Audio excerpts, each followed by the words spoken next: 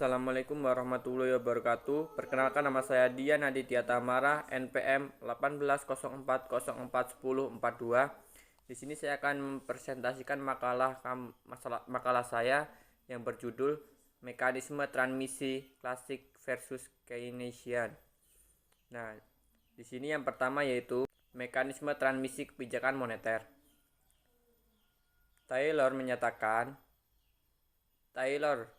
tahun 1995 menyatakan bahwa mekanisme transmisi kebijakan moneter adalah mekanisme transmisi kebijakan moneter menggambarkan tindakan otoritas moneter melalui perubahan instrumen moneter dan target operasionalnya, mempengaruhi berbagai variabel ekonomi dan keuangan sebelum akhirnya berpengaruh ke tujuan akhir inflasi. Miskin tahun 1998 menyatakan mekanisme transmisi kebijakan moneter merupakan suatu proses kompleks dan karena dalam teori ekonomi moneter sering disebut dengan black box. Kompleksi dalam mekanisme transmisi kebijakan moneter dipengaruhi oleh 3 faktor, yaitu yang pertama, faktor perubahan perilaku bank sentral, perbankan, dan dipengaruhi oleh 3 faktor ekonomi dalam berbagai aktivitas dalam ekonomi keuangannya. Yang selanjutnya yaitu yang B, teori ekonomi klasik. Teori ekonomi klasik adalah pemikiran tentang keadaan ekonomi yang benar-benar didesak oleh keadaan masyarakat zamannya dan kemudian berusaha menyusun teori ekonomi yang dapat menolong memberikan jawabannya. Tokoh-tokohnya antara lain yaitu ada Adam Smith, David Ricardo, Thomas Robert, Malthus, dan Karl Marx. Teori ekonomi klasik timbul sebagai sintesis dari analisis Karl Marx yang meramal kejatuhan sistem kapalis yang bertitik tolak dari teori nilai kerja dan tingkat upah. Yang pertama yaitu 1. Dasar filsafat mazhab klasik. Mazhab klasik yang dipelopori oleh Adam Smith yang tercermin dalam bukunya yang diterbitkan pada tahun 1776 dengan judul dianggap sebagai dari kelahiran ilmu ekonomi. Prinsip yang utama dalam mazhab klasik adalah kepentingan pribadi dan semangat individualisme. Kepentingan pribadi merupakan kekuatan pendorong pertumbuhan ekonomi dan berkekuatan untuk mengatur kesejahteraan sendiri. Berdasarkan prinsip para penganut mazhab klasik percaya bahwa sistem ekonomi liberal atau sistem di mana setiap orang betul-betul bebas untuk melakukan kegiatan ekonomi apa saja bisa mencapai kesejahteraan masyarakat secara otoritas.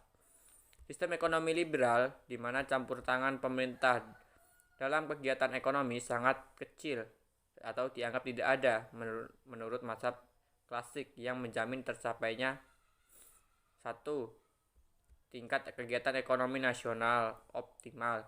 Yang kedua yaitu alokasi sumber daya, baik sumber daya alam maupun faktor-faktor produksi lainnya di dalam berbagai kegiatan ekonomi secara efisien. Kedua yaitu pasar barang. Menurut kaum klasik, di pasar barang tidak mungkin akan kekurangan produksi atau kelebihan produksi dalam jangka waktu lama, sehingga selalu terjadi di pasar bersih kelebihan produksi dalam jangka waktu lama atau pasar dalam kondisi keseimbangan. Jika pada suatu waktu terjadi kelebihan atau kekurangan produksi, maka mekanisme pasar akan secara otomatis mendorong kembali perekonomian tersebut pada kondisi di mana tingkat produksinya total masyarakat penawaran agregat akan memenuhi permintaan total masyarakat secara tepat.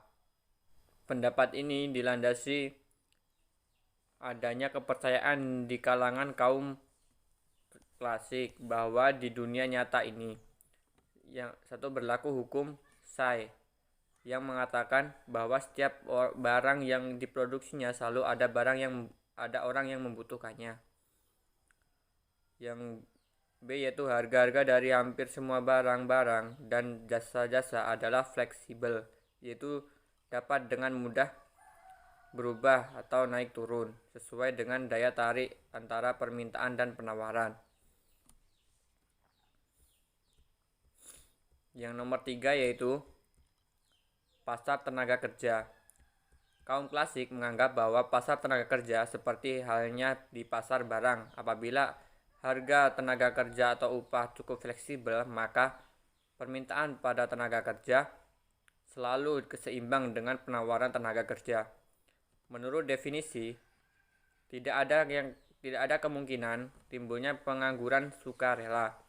Artinya, tingkat upah real atau berlaku di pasar tenaga kerja. Semua orang yang bersedia bekerja pada tingkat upah tersebut akan memperoleh pekerjaan.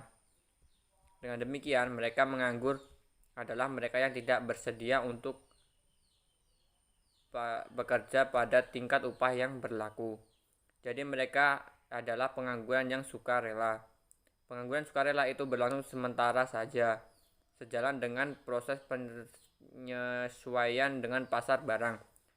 Pada saat jumlah barang pada posisi itu keseimbangan, maka full employment tercapai kembali. Pada keadaan demikian, semua angkatan kerja dapat bekerja pada tingkat upah yang real.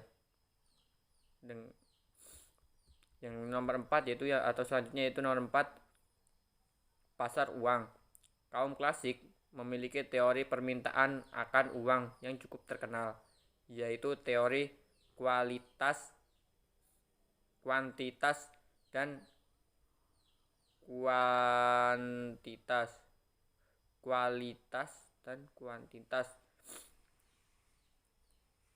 yaitu teori kualitas dan kuantitas, merupakan bahwa masyarakat memerlukan uang tunai untuk keperluan transaksi tukar-menukar, misalnya jual beli barang dengan jasa, bukan untuk tujuan lain. Menurut kaum klasik, karena uang itu bisa menghasilkan apa-apa kecuali hanya untuk mempermudah transaksi, maka uang yang dimintai oleh masyarakat hanya sebanyak jumlah yang dibutuhkan oleh masyarakat untuk membiayai proses transaksi mereka.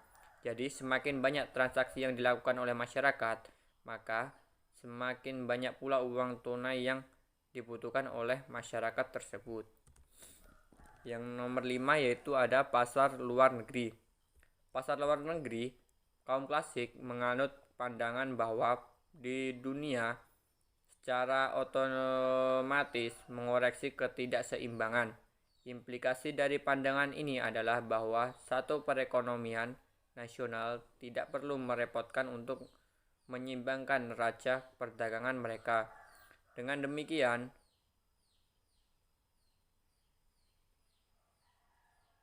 dengan kebijakan-kebijakan khusus, asal saja pemerintah mau memakai salah satu dari sistem pembayaran luar negeri di bawah ini. Yang pertama yaitu ada sistem standar emas, yaitu sistem yang memberlakukan uang dalam negeri, misalnya rupiah dijamin dengan emas. Artinya setiap satu uang tersebut, misalnya 1 rupiah, selalu ditukar dengan emas murni seberat berapa gram di bank sentral. Yang B yaitu standar kertas dan kurs devis yang fleksibel, yaitu sistem keuangan dalam negeri yang dapat menggunakan standar kertas atau menggunakan uang kertas yang tidak dijamin dengan emas dan harus menganut sistem kurs devisa mengambang. Asalkan semua negara memakai standar emas, maka setiap perekonomian nasional akan menjadi suatu sistem neraca perdagangan yang dapat mengoreksi ketidakseimbangan secara otoritas. Yang selanjutnya yaitu adalah teori ekonomi Keynesian.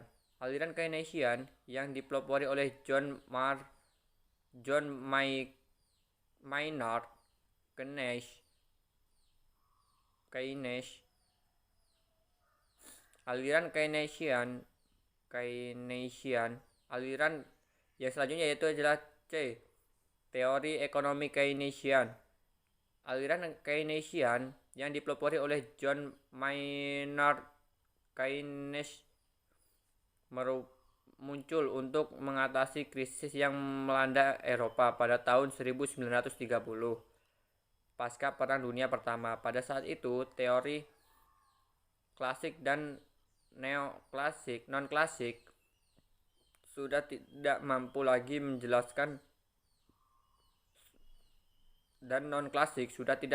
menjelaskan fenomena yang terjadi dan mengatasi krisis yang dihadapi. Dalam bukunya, dia merekomendasikan agar perekonomian tidak begitu saja diserahkan kepada mekanisme pasar, namun diperlukan peran pemerintah dalam sistem perekonomian yang justru dalam teori klasik dan non-klasik peranan pemerintah diharamkan. Yang pertama adalah dasar filsafat teori Keynesian. Inti dari ideologi Keynesianisme adalah untuk mengatasi masalah krisis ekonomi, pemerintah harus melakukan lebih banyak campur tangan serta aktif untuk mengendalikan perekonomian nasional. Kegiatan produksi dan pemilikan faktor-faktor produksi masih dapat dipercayakan kepada swasta.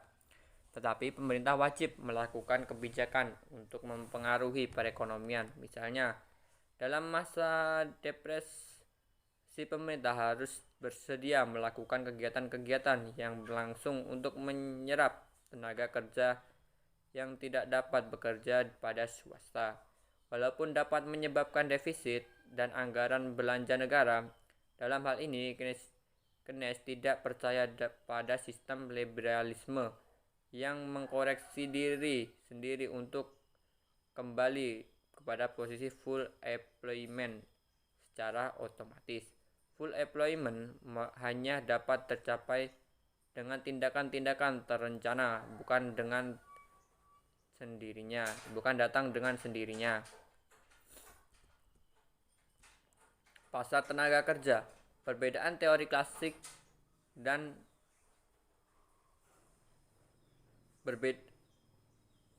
pasar tenaga kerja. Berbeda dengan teori klasik yang menganggap permintaan dan penawaran terhadap tenaga kerja selalu seimbang karena harga-harga yang fleksibel, maka menurut Keynes, pasar tenaga kerja jauh lebih seimbang karena upah tidak pernah fleksibel, sehingga permintaan dan penawaran hampir tidak pernah seimbang dengan pengangguran yang terjadi. Menurut Keynesian, pengangguran bisa terjadi terus-menerus dan jenis pengangguran tersebut ada 3 macam. Yang pertama yaitu pengangguran karena adanya pergeseran tingkat output dari berbagai sektor dan ini bersifat sementara. Yang kedua yaitu pengangguran musiman yang jumlahnya tergantung dengan musim. Yang nomor 3 yaitu pasar barang.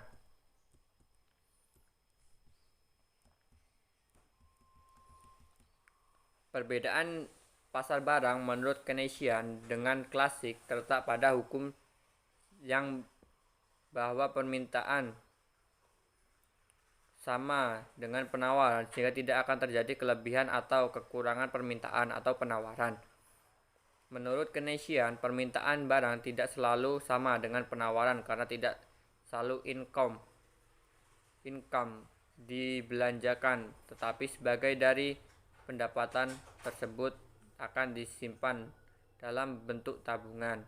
Tabungan tidak menambah permintaan efektif terhadap barang atau jasa kalau tidak segera diinvestasikan, sehingga akan terjadi kelebihan stok barang atau kelebihan produksi barang penawaran. Apa akibat dari ketidakseimbangan permintaan dan penawaran ini terhadap perekonomian negara?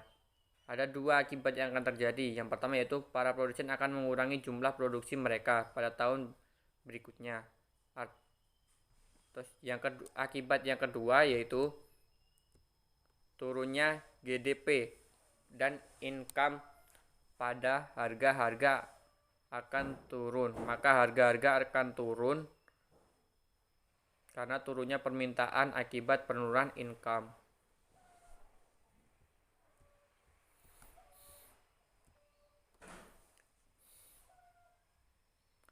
Yang nomor 4 yaitu pasar uang. Perbedaan teori klasik dan Keynesian dalam hal uang adalah, dan ini yang merupakan perbedaan besar. Keynesian tidak setuju dengan pendapat bahwa permintaan uang hanya ditentukan oleh kebutuhan transaksi, di mana transaksi ini dipengaruhi oleh volume barang dan harga barang dan ketepatan perputaran uang.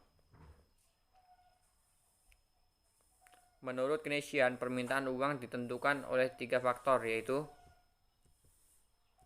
yang pertama adalah faktor kebutuhan transaksi, dan yang kedua adalah kebutuhan untuk berjaga-jaga, dan nomor 3 yaitu kebutuhan untuk berspekulasi. Untuk kebutuhan transaksi sama, pendapat klasik di mana tergantung dengan volume barang, harga, dan konstanta.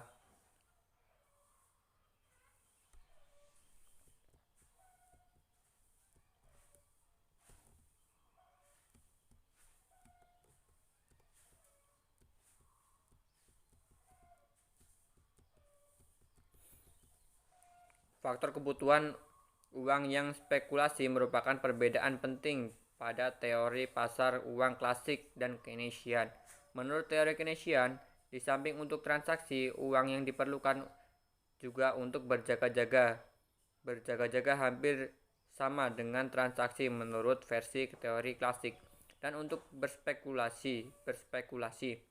Dikatakan spekulasi adalah tarik-menarik antara keperluan memegang uang dan memegang atau membeli aset yang lain, seperti uang sebagai ganti